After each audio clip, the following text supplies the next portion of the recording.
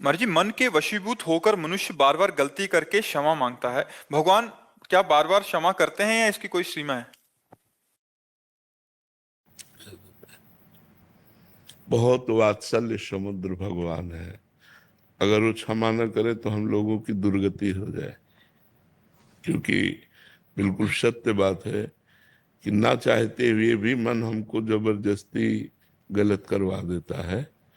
पर हम कोशिश करें, मन को वश में करना नामुमकिन नहीं है,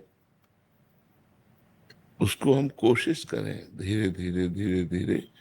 अगर हम हठ कर लें तो मन हमसे कुछ करवा नहीं सकता, पर वो हठ आध्यात्मिक होगी। सांसारिक कसम खा लोगे तो मन तोड़वा देगा। बहुत कोशिश करता हाँ बहुत ये हाँ ये हम आपकी बात में बिल्कुल सहमत हैं। तो जब तक हमारे अंदर आध्यात्मिक ज्ञान नहीं होगा, नाम जप के द्वारा, शास्त्र स्वाध्याय के द्वारा, सत्संग के द्वारा हम अपनी बुद्धि में विवेक प्रकट करें। जब विवेक प्रकट हो जाएगा तो सही पूछो, कौन सी ऐसी वस्तु है जिसके लिए हम नियम तोड़ दें? सबसे बड़ा संसार का सुख काम सुख रखा गया है। जिन स्थानों को स्पर्श करके हम साबुन और रज से हाथ धोते हैं, उन स्थानों में हम अपनी पवित्रता और अपने नियम को तोड़ करके मन के अधीन हो जाते हैं। ये आप तो गृहस्थ में हो, हम भगवत मार्ग के पथिकों की भी बात करते हैं कि जो साधक सावधान नहीं रहते उनको ये मन घसीट करके इन्हीं गंदी बातों में डाल देता है। चलने वालों में हजारों में कोई एक दो निकल पाते हैं, नहीं तो मार के गिरा देता है मन। ये मन बहुत ही चंचल है और ये अधोगामी है। अधोगामी माने नीचे की तरफ जाने वाला। अगर इसको छोड़ दो तो ये गंदी बातों में ही जाएगा। तीन ऐसी बातें हैं जिनमें मनुष्य को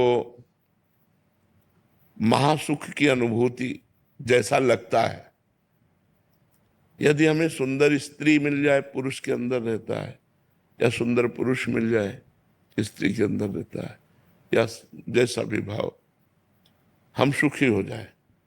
यदि हमें मनोवांछित धन मिल जाए तो हम सुखी हो जाए, हमारा बड़ा नाम हो जाए, प्रतिष्ठा हो जाए तो हम सुखी हो जाए। तीन बातें रखी गई हैं पूरी माया को छान करके, कंचन, कामिनी और कीर्ति।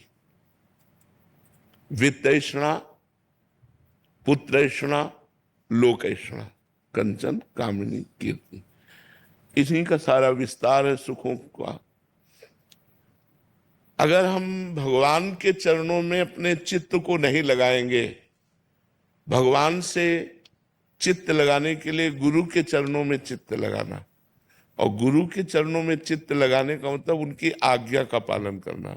संत और गुरु की आज्ञा का पालन करने से हम में आध्यात्मिक बल आता है, और उसी बल से हम अपनी इंद्रिय और मन को निग्रह कर सकते हैं, भोगों से हटा सकते हैं। अन्यथा कोई चांस नहीं है। आप कसम खा लो, चाहे गंगा की, चाहे राम की, चाहे हरि की, चाहे माँ की, किसी की भी कसम खा लो, ये सब तोड़वा देगा।